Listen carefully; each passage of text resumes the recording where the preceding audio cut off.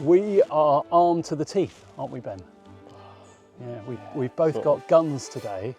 We're not sure how this is going to go down on Mapperton Live, because obviously, you know, guns are guns and they're not everybody's cup of tea. But here at Mapperton, they play a really important part in our nature conservation and rewilding project. And there's one word, isn't there, that we need to bring up at this point? Deer. Deer. Deer. How do you feel about deer, Ben? Yeah, we've got a lot of deer, so we're just trying to, so what we're doing is just zeroing in our rifles just to make sure we've got accurate rifles so we can control the deer in a humane way. So that's why we're here. So yeah, we did a deer survey at Mapperton a few months ago, and it established that for every square kilometre we have over 30 head of deer. Now, a healthy number of deer would be about 5, so we've got 6 times the number that we should have. And why is that a problem? Just because we're trying to encourage the natural generation. So we've got if we've got loads of those deer eating every night, it's a lot of oak trees and everything else that we've just planted, and that are sort of succeeding really well. So it's just that all those are going in time as well. Because the deer like young shoots. So the moment a little sapling rears its head above the ground, a deer will come along and munch it, and that means that we get lots of destruction in the woodlands. We don't get the wood pasture that we're looking for, and really we can't rebuild the ecosystem because it is imbalanced. If you've got too many deer, you really aren't going to have a healthy ecosystem, and so that is where we have to be the wolf. Yeah, Are you the wolf or am I the wolf? I think today you're the wolf. Am I you can be the bear. I'll be the bear. You be the bear.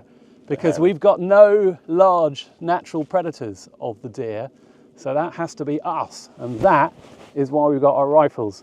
And as Ben says, the most important thing before we actually go out and do some culling of deer is to make sure that these rifles are shooting accurately, and that is why we've come here. We're going to put some targets up either side, create a range. We're going to have a bit of a shoot-off, Ben. Could have a bit of a shoot-off. Yeah. Bit of a shoot-off, we could do towards the end. Just towards the end. Just towards the end. Bit of fun towards the end. All right, let's go set it up.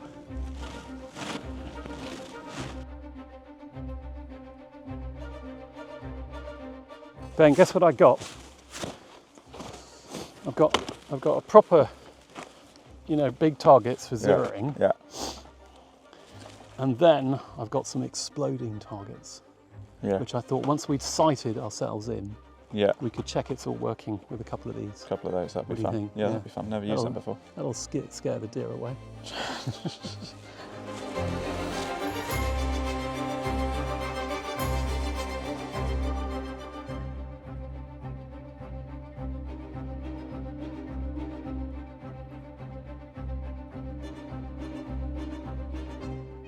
Right, we've got our targets all set up. We've got our zeroing target on the right.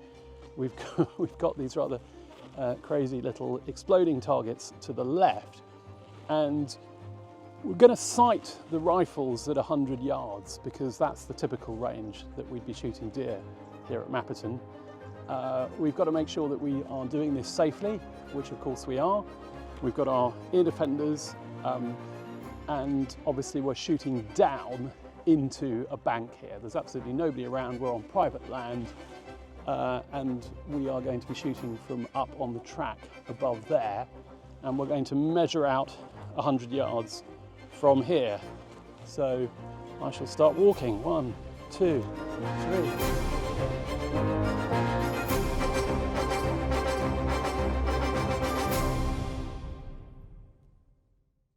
Ben has a sound moderator on his rifle, and obviously the rifle still makes a noise because you've got the bullet breaking the speed of sound. Yeah.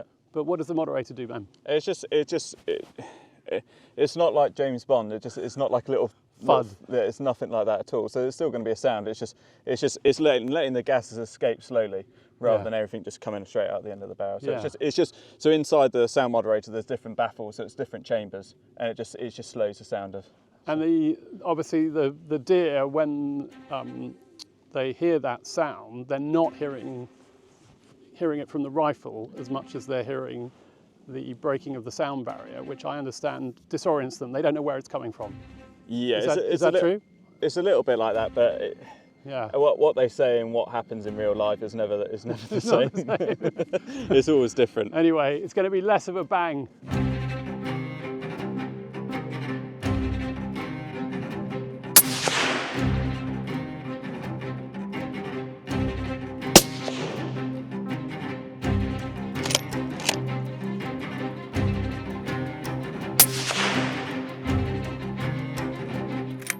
Which diamond were you going for?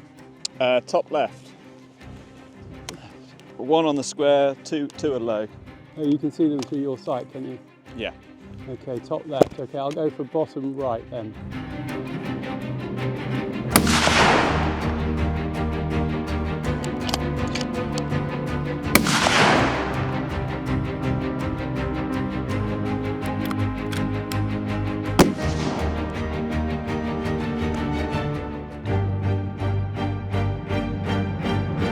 Oh, look at Ben's grouping. Well, I tell you. Look at Ben's grouping. It's not amazing. Oh my goodness. I could do better than that, but Look at that. That's lovely.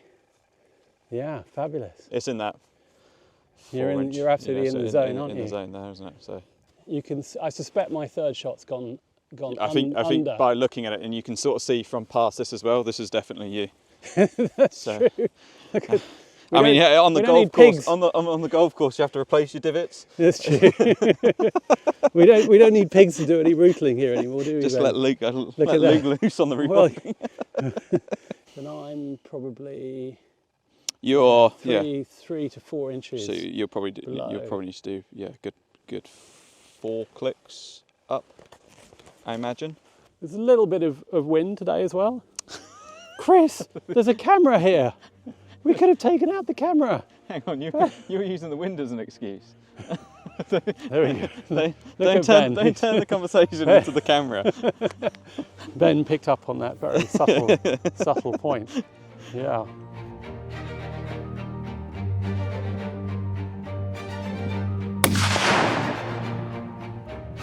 Slightly high and left.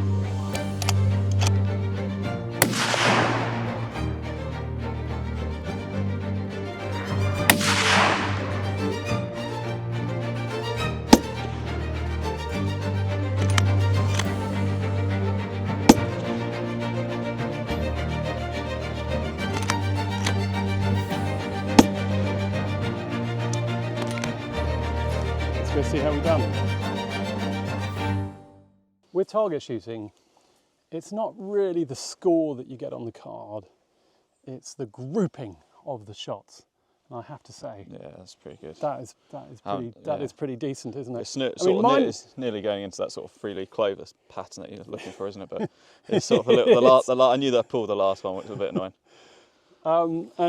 Whereas mine, you can see, are all up here, further apart. Ben's got a lovely little group going on there. Now, Ben, I think if we were to split the difference between that and that, I should be able to get mine into the red. Down 5, right 2, and it's going to be bullseye for me. And then, yeah, I think definitely still go for the middle though. Yeah, I'll go for the middle. Yeah. Yeah, okay. Congratulations, Ben, you are absolutely winning as things stand. One more round to go.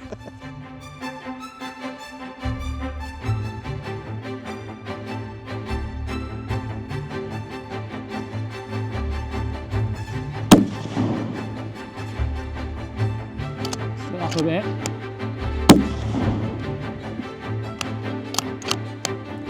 Oh, that one really pulled.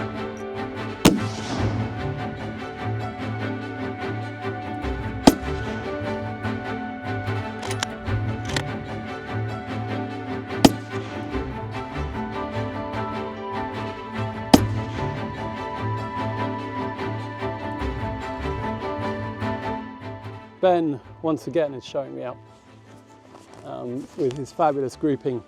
So no, it wasn't amazing this time because I've got one either side there because that was my last one. So I've got those two, and then one there. So. Yeah, so mine have come down, but I think I regret going to the right.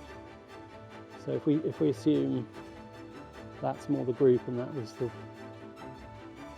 wayward shot, then I'll need to go back, and I'm roughly right, you know, roughly level.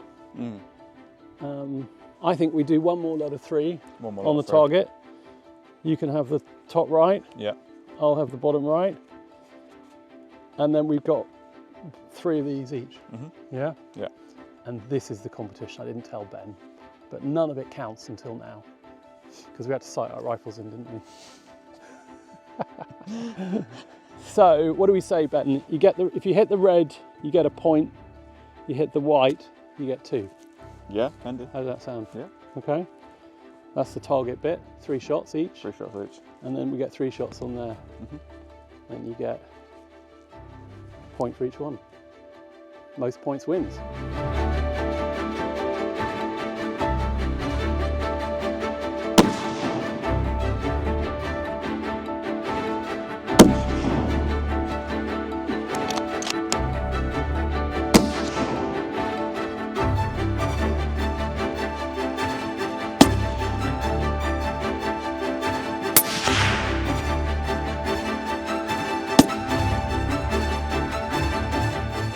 Well, Ben, this is the moment. Yeah. We actually scored the same, but I still got to give it to you because your grouping was better. Yeah, you got a nice grouping at the bottom. I have, haven't I? But yeah. And it's definitely, my grouping is improving. Yeah. Isn't it? That was my last shot, which was pretty much a bullseye. And the question is whether I go up a click. It's one of those things, if you fiddle around with it, Yeah. you might lose it. Yeah, you might lose it. What do you think? What would you do? You're staying where you are, even though you've got very clear. Yeah, I'm quite happy. So it's up to you. I'm fine on the left and right. Yeah. It's just whether I go up one. But I won't tell you if you should. No, Obviously you're not that's, gonna do that. just, Okay. It's a competition, so. It is a competition. You wouldn't want to give me, I wouldn't throw give you me an off. unfair advantage. Now, you are not technically winning, but morally. I think overall. Oh, definitely overall. Overall, Yeah, yeah, but that doesn't count. You see, Yeah. it's all about these last ones. So now we've got to get 3 out of 3 each on this. What do you think? Yeah. What are you predicting? I don't know. We'll see how it goes. I'm very. Yeah. Confident. I think Well, I wouldn't say confident, but I just. Yeah. See how it goes. Light and breezy. Yeah, light and breezy. Light and breezy is what it is. Right.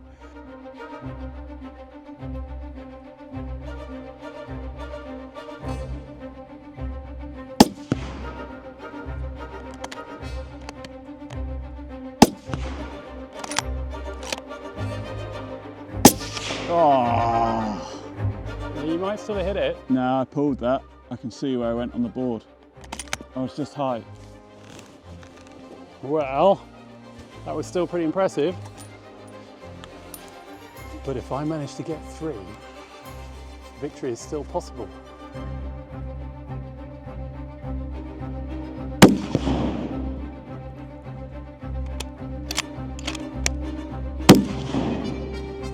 No! Slightly low on that one.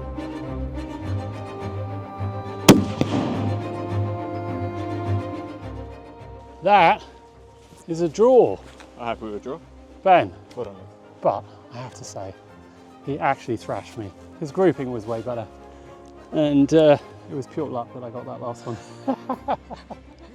But that was great fun. Yeah, that was I really good fun. enjoyed that, wasn't it? Yeah, it was good. Do you think we're both enough of a sharpshooter to take on a few deer at Mapperton? I think so. I think we're all right, yeah. We'll get Should there. be okay. Yeah, so. If we can hit something that large at 100 yards, Yeah, that's we it. should be okay. That's it. Anyway, we've really enjoyed this bit of target shooting. We hope it's given you an introduction to one of the fundamental things that we have to do at Mapperton, which is to stay on top of the deer. I don't think everybody's going to understand or appreciate that that is necessary, but it is a critical part of nature conservation here in the UK, because we've got to be the wolf Yeah, definitely. or the bear. The bear. Definitely the bear. Bear.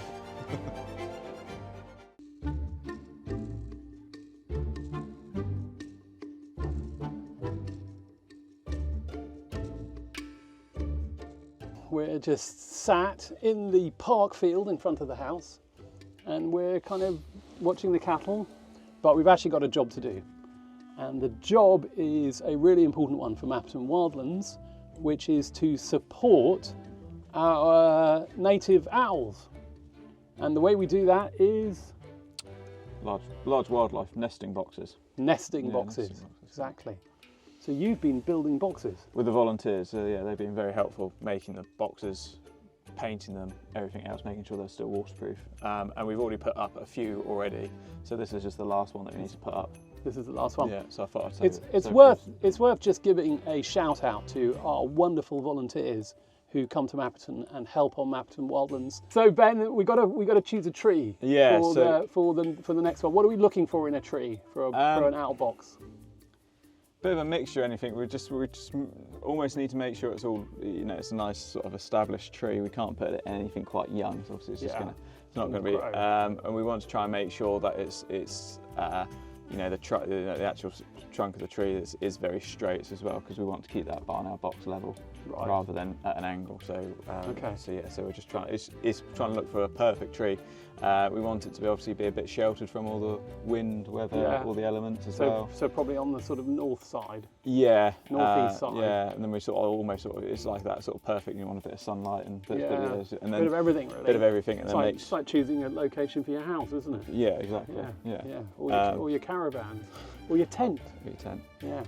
Well, we want owls to have lovely, long, exciting, rewarding lives at Mapperton. So I think we better go drive off and see if we can find a tree. Yeah, we'll have a look for a tree. Let's go.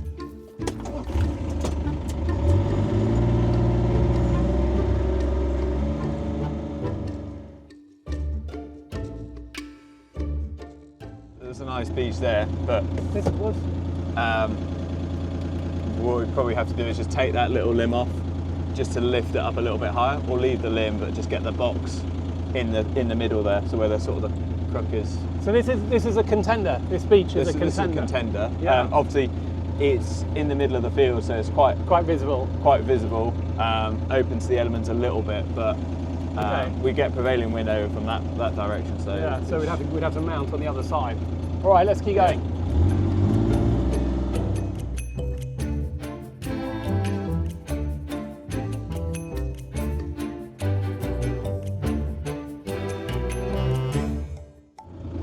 There's nothing quite like an English oak. What do you think, Ben? It's just because it's bordering on that entrance to the drive, and I'm just more cautious about disturbance. Oh, I see. Yes, because we've got cars coming past. Okay, so. we'll pass on that one. And it's the same for this whole boundary, really. You got the main road, footpath, as well. So. Okay, so there's another beach here. Ben, what do you think? I mean, this one is not quite as mature. Yeah. So probably going to grow too fast and. Yeah, it's still. We have to cut limbs down. Cut limbs more down. complicated. Yeah, it's just one of those ones that I think if we go back to the first one, I think that's probably the better one. The first beach it is. Yeah, first beach. Let's go back. Here we have a maple, and of course maple is a very important tree for Mapperton because Mapperton is derived from Mapleton, so it's only right that we have a maple in the park field. Ben, what do you think of its suitability? Yeah, it's suitable. It's still very low. Young. It's a nice young tree, but I think just how it's all leaning, and obviously you can tell it sort of had been hit by the weather when it's been growing, so that's sort of why it's leaning quite a bit.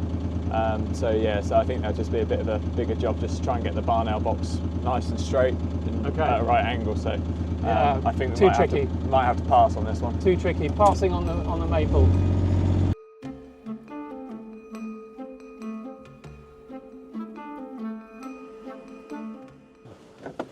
Right, we're gonna put the box up in the beach. So what about just in there? almost, yeah, the same. I think that probably would be better. That would be better. At least it's got a little bit more shelter from the wind. Yeah. And then do you know what? the ground looks a little bit level as well. And it for makes the our lives much easier, doesn't it? Well, I wasn't going to say that, but yeah, It's okay. self-preservation first. That's okay.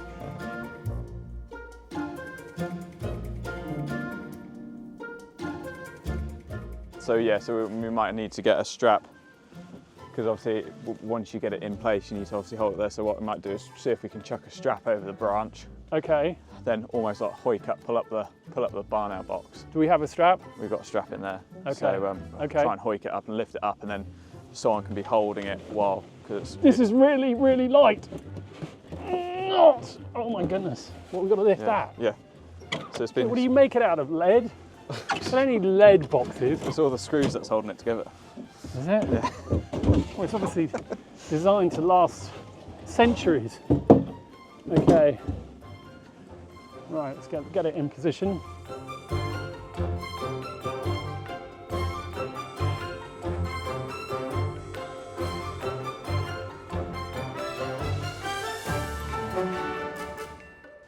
I'm sorry that you're doing all the work. That's all right. You sort of, right. I'm used to it by now.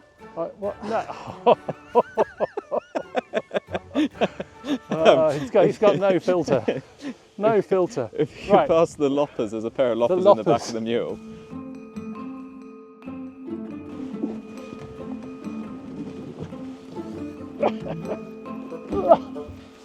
I don't really want to drop it, do I? I know, it's fine. It's all on the strap. Oh, it's got stuck. Okay. Right, how's that doing? This is where I need the ladder just to Okay, ladder back. guide it back over. Yeah. It's going pretty well, actually. We didn't need the mule. Right. So, you want it to go higher? If you do, you want it to pull it out a bit because it's stuck. Yeah. Okay, how's that? Right, just a little bit more.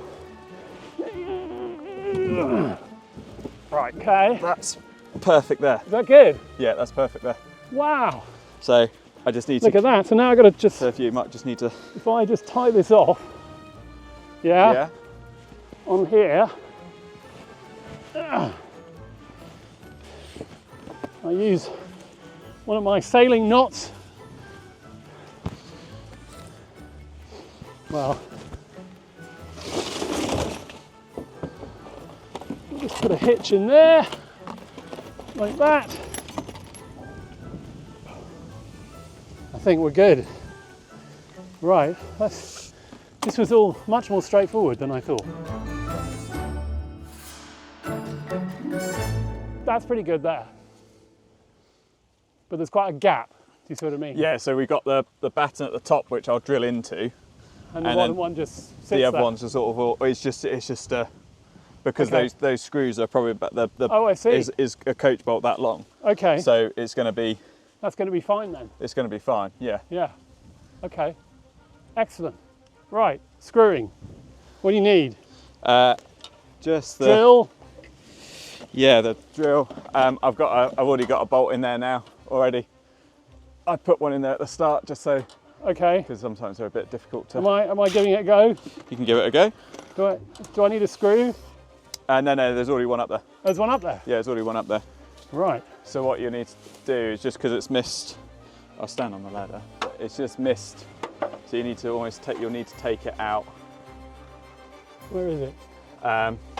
Is it on the top one? No, it's just on the bottom one. Where when you climb up, you'll see it just on the inside, but you'll just need to move it down maybe like a couple of centimetres, just so the bolt can actually go through the wood. Where is it? It's on the, it's in the inside. Yeah, it's on the inside, yeah. Oh, I see.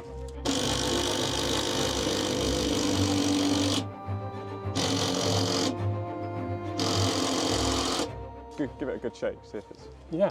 It's not going to go anywhere. Okay, top one. Top one, I don't think it's going to need it.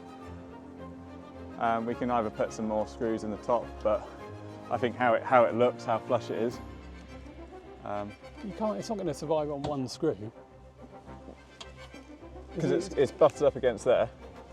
I tell you what, just to make me happy, can we put one in through the 2x4 on this side?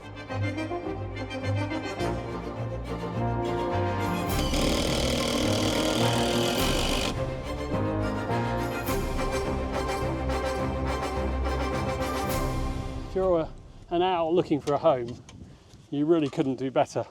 The actual starting point for the owl is here, down into this section, through into the top, nesting, roosting, and then this gives us access to. So every year we have to then clean it out after sort of nesting season. Right. Just in case there's any sort of like viruses or stuff like that, so I'd have to make sure it's all clean. Give it a good clean. Give it a good clean out. Yeah. And then Yeah. Now it's quite wobbly, so I think it's going to need something else on this side. you're going to need another one of it.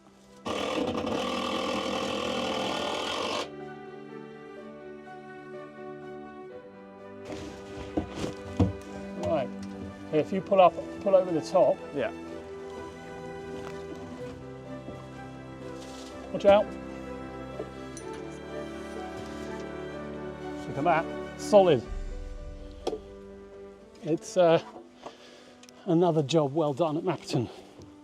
Real team effort. Thanks, Chris, for all the help. Yeah. It's important kind of moral support he provides, isn't it? Yeah. Yeah, you need a bit of moral support. Right. That is one fabulous owl box ready for its new occupants. And guess what? It's all free. They'll probably start using it sort of February, March time. February, March. Yeah, you might see a bit of activity there then. So we need to come and put a camera here. Yeah, We could have a Mapperton owl cam. little What do you camera, think? little camera on the top would be, or you could get a nice little camera up there. You could Or look stick it at- inside with the chicks. or inside. God, that's exciting, isn't it? Yeah, you could do. Right. Yeah, good signal here. On to the next.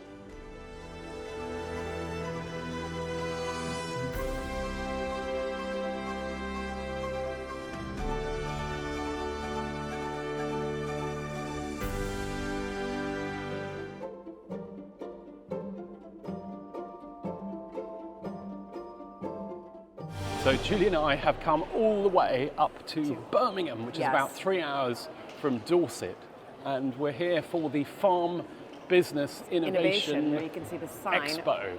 right there. And this is the place where you go if you've got land and you're trying to develop your business. And as you know, at Mapperton, we are always trying to develop our business. So what are we going to be looking at today? Because there's lots of sort of talks to go to, and you've circled some, haven't you? I've been. He's in charge, everybody. I've been through the list. Well, you're here as well because I got my decaf. It's so helpful to be able to talk about some of these things because Yeah. you can just find yourself at these expos and you're kind of overwhelmed by all the people and information, and we just got to kind of cut through it. But we're here. I mean, there's three things in particular that we're interested in. One is we've got a meeting later on with a weddings expert to help us kind of refine our weddings offer to make sure that we've got the right pricing, the right marketing, the right offer, all of those things. So we're Yeah. going to be talking to her, looking forward to that. And then there's like glamping over there, that hall number 20. Well, I haven't finished talking, so you gotta let me finish. So the second reason that we're here is linked to what we've been talking about at Mapperton for some time, which is the need for us to move further into overnight accommodation. We find it hard to attract enough day visitors to Mapperton because of our location, Yes. whereas overnight visitors, they absolutely love it because it's so wild, it's so remote, it's so beautiful, etc. And there's lots of people here who've got things like shepherd's huts and glamping operations and kind of advice around that. Some of these things we've talked about, and some of them we're already doing at Mapperton. And then the last thing is what's called green finance. And this is a whole new sector in which there are opportunities for landowners to do important work for nature recovery. And guess what? You can get paid for it. Yes. That's absolutely fabulous. There's quite a complicated concept called biodiversity net gain, which, Julie, I think you've just about... I've been able to grip that now. You've got your head around that handle one. around that, yeah. And that's really Took a while. that's really exciting for Mapperton It is because exciting, because though. it means that developers who are putting in place housing developments, for example, have to offset the environmental harms that they cause, and they can pay us to plant, for example, wildflowers in order to do that offset. So that's rather brilliant. That is exciting. I think that's what I'm the most excited about. Are you most excited about that? Yeah, I am. Okay, all right. Actually. Well, I suppose there are lots of things we don't even know, so we've got to go and explore. We're going to go in and you're going to come along with us. So, and of course, as always, we love to hear what you have to say. So comment down below. I'm not quite sure why the first thing we're being greeted by is a dinosaur, but what? But there we go. God, that's bizarre.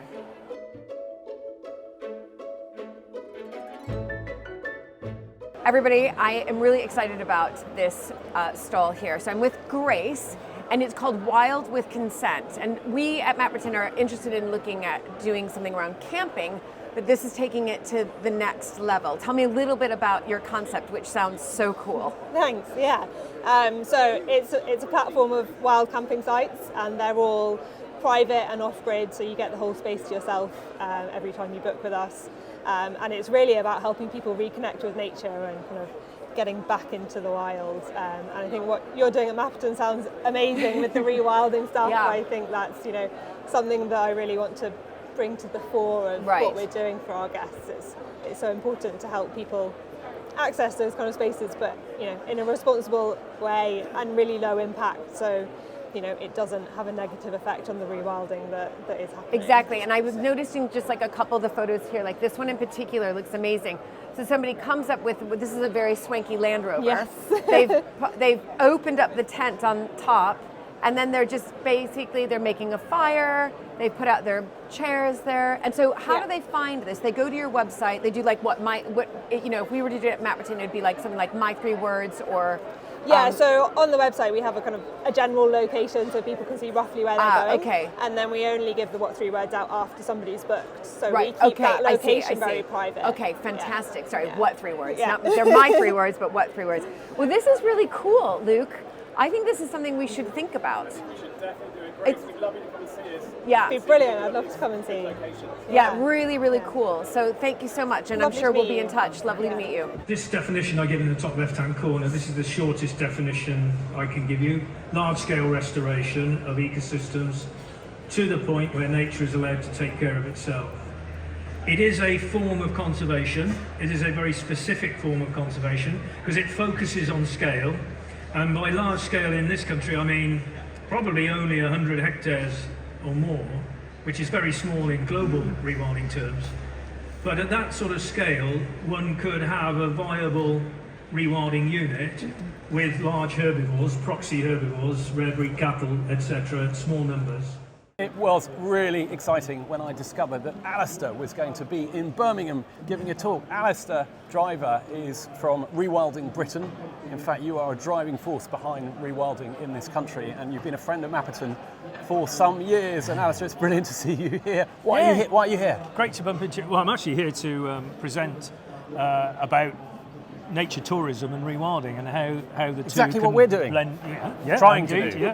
how the two can blend together really well. Yeah. So I'm doing a sort of double act with Rural Solutions later. Yeah. And it's a great opportunity to talk to actually quite a different audience to those which I would normally speak to. Because this has got a lot of farmers.